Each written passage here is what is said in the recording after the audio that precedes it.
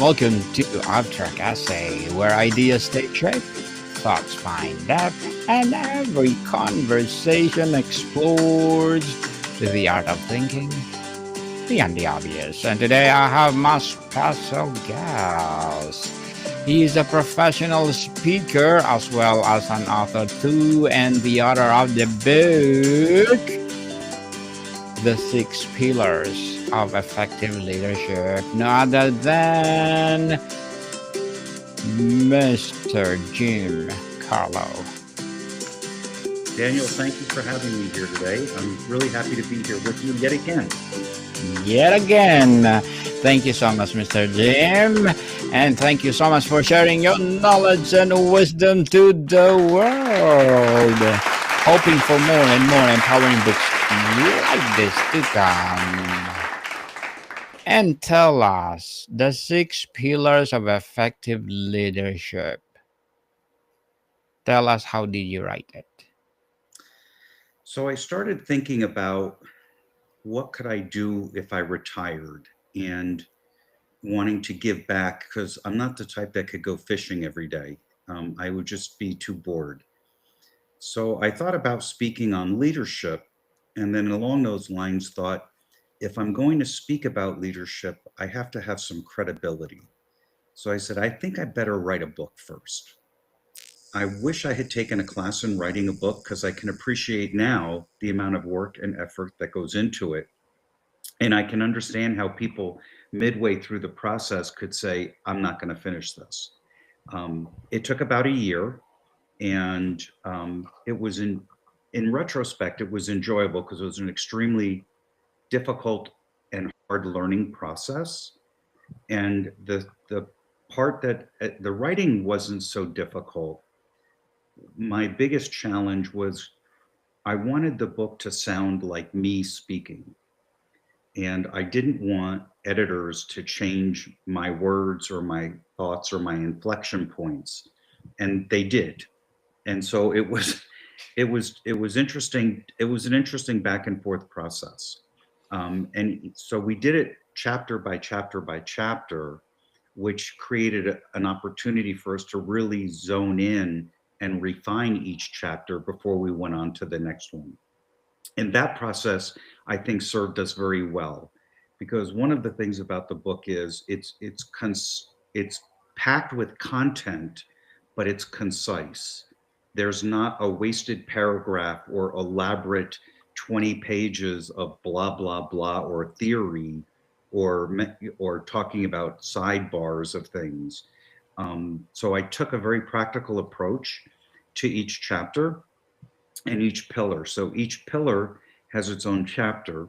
And in each chapter, I explain the pillar.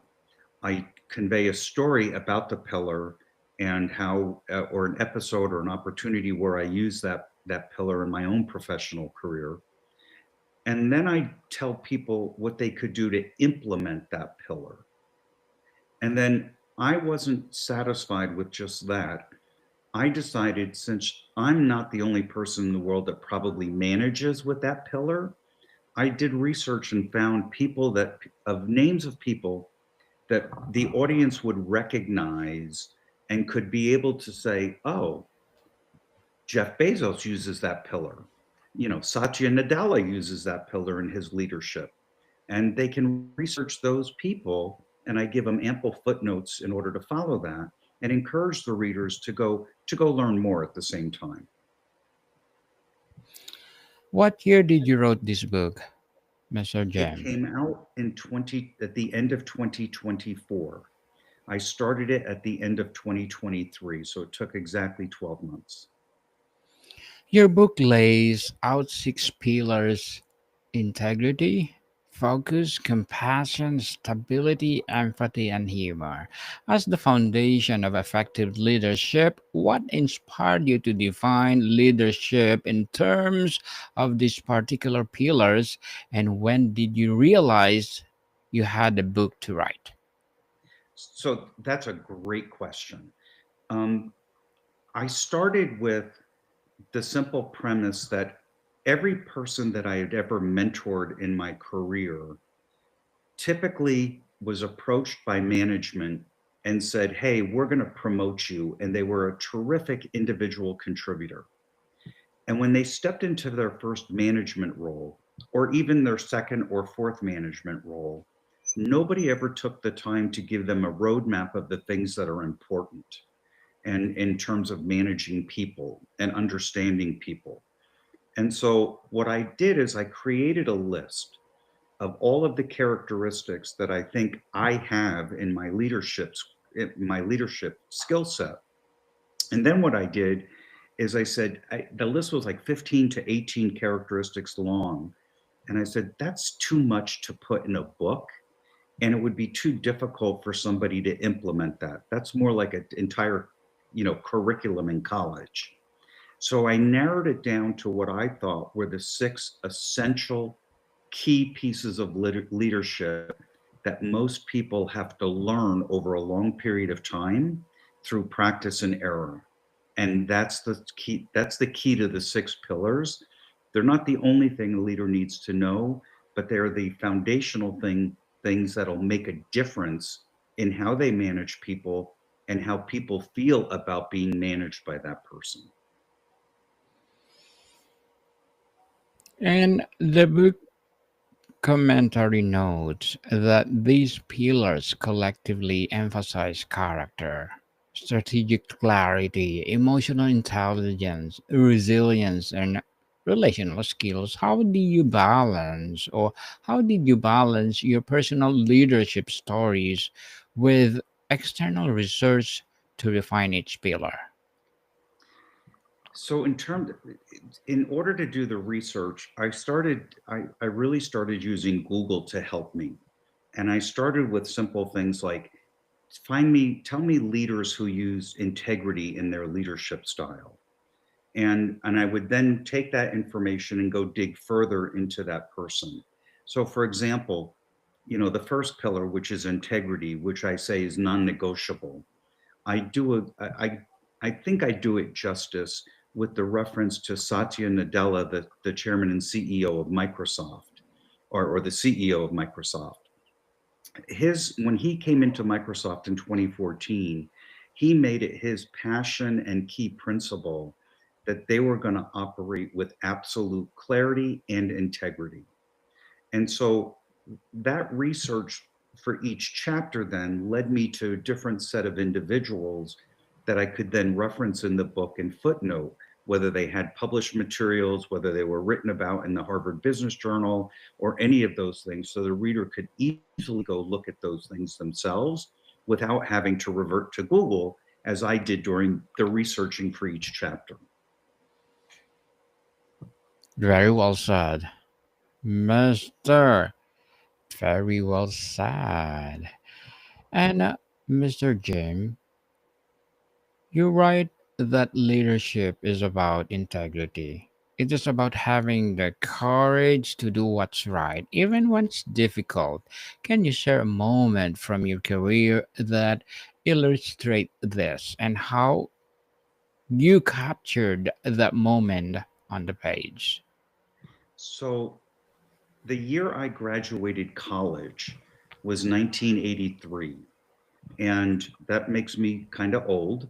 But an interesting thing happened when I graduated college. One, I got my first management job, but two, I ran in a local city election in the town I grew up in New Jersey, and I won.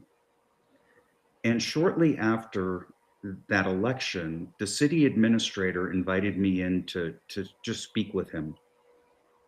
And he congratulated me, and we talked for a bit, and then he said, I called you here for a reason today, and I'd like to talk about that. He said, I'd like to ask you to do me a favor. And I said, what's that? And he said, well, he said, you're a smart guy, and you come from a good family, and there's nothing I can say bad about you or anybody. But he said, every night when you go home and you go to bed and get ready to put your head on the pillow, I want you to ask yourself one question. And he said, that question is, Did I do anything today that was at the expense of an individual, a group of individuals, or an organization? And he said to me, if you can say no to that, you can sleep peacefully. He went on to say, but if you answer yes to that question, you need to do two things immediately. One, you need to figure out if you can unwind it and reverse it. And number two, you have to figure out how to never do that again. And do you know, to this day, I ask myself that very question every night. And I don't think I've ever said yes to that question, because I know, for me, if I cross that line, then I will lose all of the trust and faith that people have put in me to help lead them. Mr. Jim, many leadership books focus on gravitas and seriousness, yet you include humor as a core pillar. Why is why was humor important to you, and how did you weave into a framework that also values focus and stability? That's a great question. In fact, most people usually jump to that first, the first question, like, how could you put humor in there? And to me, humor is not about being a comedian at the water cooler every day at 10 a.m. To me, using humor in leadership is a way to get people to relax. So I'll use it to kick off a meeting as an example. Or if you're in a meeting and people are losing track of the purpose of the meeting, I'll do or say something funny or humorous that will get people to refocus on what it was we were setting out to discuss. And I've even used it in situations where employees have come to me who are disagreeing about a situation, and I use it to try to relax the environment. It does a couple of things. Number one, it humanizes the leader to the employees, and they realize I'm not very different than they are. Now, I recognize and totally admit that today our society is very hypersensitive. And so when I use humor, I'm not telling jokes that are related to a religion or a socioeconomic group or anything like that. It's usually self deprecating humor, something stupid or funny that I did, not by choice, but by accident, and then realized after the fact that that was pretty stupid or funny. And I use those as a way to lighten the crowd and or get people to realize that I'm not much different than they are and just another human being. Mr. Jim, you argue that leaders are not born, they are developed. How did you structure the book to help readers actively build these six traits rather than just read about them? So I take people through the journey by giving them an example of how I used that pillar at some point in my career. So that's number one. But I also give them exercises that they can use to ease into it. It's very difficult for someone who's new or established in leadership if they're told, look, you need to show more compassion. How do you learn that? You learn that by practicing compassion, and it takes a long time to master it. So what I've tried to do is put in the book a concise and easy way for people to adopt that and to start to show areas of compassion and how they can use compassion and what it will bring to them in the workplace. And the same thing goes with all of the six pillars. If you have a roadmap of what to follow, it makes it easier. And if that roadmap includes exercises of how to do that, it's also even easier to then adapt it. The book is not structured. Most people will read the book front to back and then go back and implement individual chapters based on their own priority order. Even though I say integrity is the non negotiable one and the foundational pillar, Someone else may say, well, wait a second, I think I've got integrity, but I need to really focus on empathy because I know I'm really weak there. Well, the book allows for that. And so that roadmap is there just as an example, but the exercises can be intertwined and taken out of order or any order that the reader wants. The review highlights your emphasis on setting goals, identifying focus areas, establishing smart goals, and developing accountability, networking, and mentorship. How did you decide which action steps to include, and what guided the order in which you present them? I think the order really came about by the way the book was flowing. And because towards the end of the writing of the book, I moved some things around because I just thought that it made sense. Um, I think further on my journey as a writer, I wanted people to be able to feel each chapter. And one of the things I wanted people who knew me, I wanted them to be able to say, I can hear Jim saying these words, and I can see Jim practicing these pillars, and I can see and I've had that. And so I've been very, very lucky to have had success with this book so soon, and the fact that since it's the first book I've ever written. Mr. Jim, you discuss the importance of soft skills, even as technology reshapes work. How do you tackle a challenge of convincing data driven readers about the value of compassion, empathy, and humor? Great question again, Daniel. Well, here's the one thing I can say about technology and especially artificial intelligence. Artificial intelligence will allow us to work faster and more efficient, but it's not going to replace us. That human element and that human interaction between people will continue to guide us.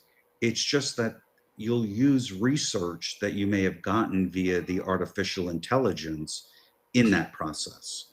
So I don't see artificial intelligence replacing a workforce. I see artificial intelligence making the workforce smarter by using it and more efficient. So you may not need as many people, but it won't replace everybody. The book touches on the evolving landscape of global and remote teams. Did writing during or after the COVID 19 pandemic influence how you address stability and connection across distances? So I think all of the pillars, and I had a professional reviewer do a book review on the book, or he chose to do a book review on the book. And what he said in his review was these aren't brand new items that I'm talking about, these characteristics, but they are timeless and they have evolved. And I do think that pre and post COVID, what changed dramatically was you weren't in an office anymore, and most of your interaction was like us today on a Zoom call or a podcast. But it put us more at a distance, but not necessarily removing the face-to-face capability or the face-to-face touch points. I know for me, during COVID, when everything was remote, I had more formal scheduled meetings with my direct reports to make sure that they knew that we were still operating a business and trying to be as efficient as possible, even though we couldn't be in the same location. So even though somebody couldn't walk next door to my office and knock on the door, they could easily get me through instant messaging or a Teams chat or a Slack chat and say, "Hey, I got a quick question. Can you have a minute?" And we could still be highly productive as if you were still in an office. And to this day, the majority of our organization is remote, and we've got over 500 employees. Mr. Jim, you emphasize cultural intelligence, appreciating diversity, tailoring communication, and building trust across cultures. What stories or research did you draw from to illustrate this, and how did you ensure the discussion felt authentic? I think we have to accept everyone for the way or the background that they have, and be an all inclusive, non discriminatory environment. I have always behaved that way and performed that way. Everyone has their own strengths and weaknesses. And those strengths and weaknesses make them unique.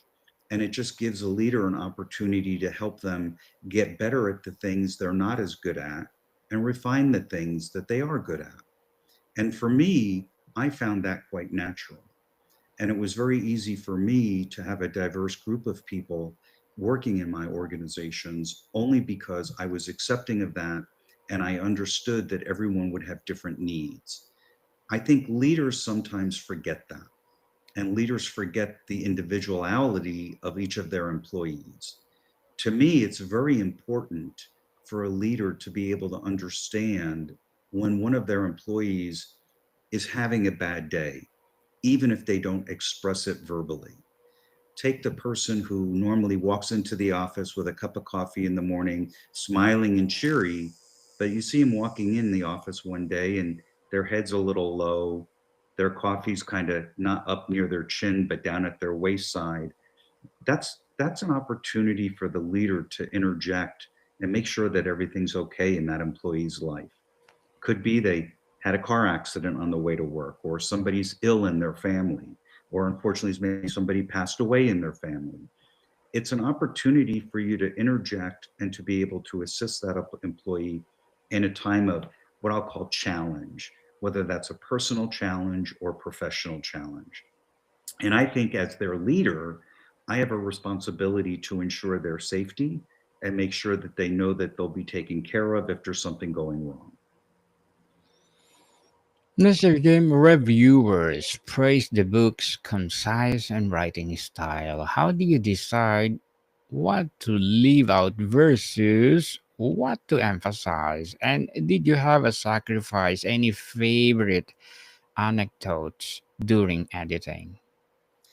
I I did not sacrifice any of the anecdotes that I wanted to put into the book. And it's interesting because the book is concise, but that's also how I am in writing or an email or uh, even writing a paper to support work we're doing or something. I like to be concise and not have a lot of non-placed filler material, because I think when you put filler material in, it gives people the opportunity to daydream and go off topic, as opposed to being very focused and getting the point across and making sure you're reinforcing that point. So I think my natural style in doing that is directly reflected in the way the book is written in its concise manner. Your work aligns with thought leaders like Simon Sinek and Brené Brown. How did those influences shape your writing, and how did you ensure your voice remained distinct? So I do what you, as you can tell behind me, there's a lot of books behind me. I do a lot of reading. And I've read a couple of Simon Sinek's books. I have not read the woman's books, unfortunately, but I have them on my list. So I'm always reading and trying to better myself as well. And one of the things I try to get across in the book is that of mentorship and why that's important. I had great leaders and mentors for much of my career. I had some leaders that I thought were far better than others, but that's the way the world is run today, and that's the reality. But what I wanted to make sure was that I stayed true to who I am, and that anybody who read that book, reads that book, and knows me can say that's exactly how he managed when I worked with him. And so I've stayed very true to that. And I think, I remember as a kid when my parents would say, don't lie to me. Tell me the truth because it's difficult to keep the lie accurate time and time again. And so I wanted to make sure that when somebody looked at this book, they really felt it was coming from me and not coming from somebody's use of AI or some other methodology. Mr. Jim, with our 30 years of leadership experience, you must have countless examples. How did you choose which personal experiences to share for each pillar and where they are that were too personal or sensitive to include? Um, I tried to pick examples, and you're right. I have a lot of stories from being in leadership for so many years, but I tried to pick examples that would humanize the book and also be relative to almost any reader who reads the book. So, for example, on compassion, I talk about a situation when I was in middle school and not even in a professional work life. And the person that showed that compassion was the principal. And so the book is not entirely, well, they're all stories that involve me, but it may not necessarily be a story of an action that I took. But there are pillars that there are definitely actions that I took that, in fact, made a difference. Mr. Jim, the book was published or self-published in December. What motivated on 2024? What motivated you to self-publish and unexpected challenges or freedoms that would route bring to your writing process?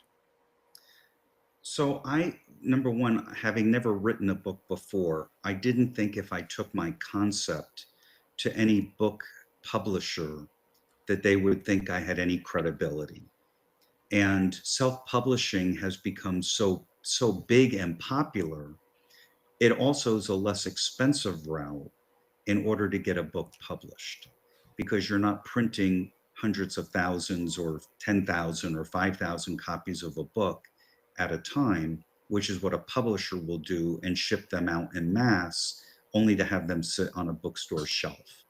So the downside is when you self-publish, a lot of the outlets like Amazon will print them on demand and not, in fact, have an inventory of them.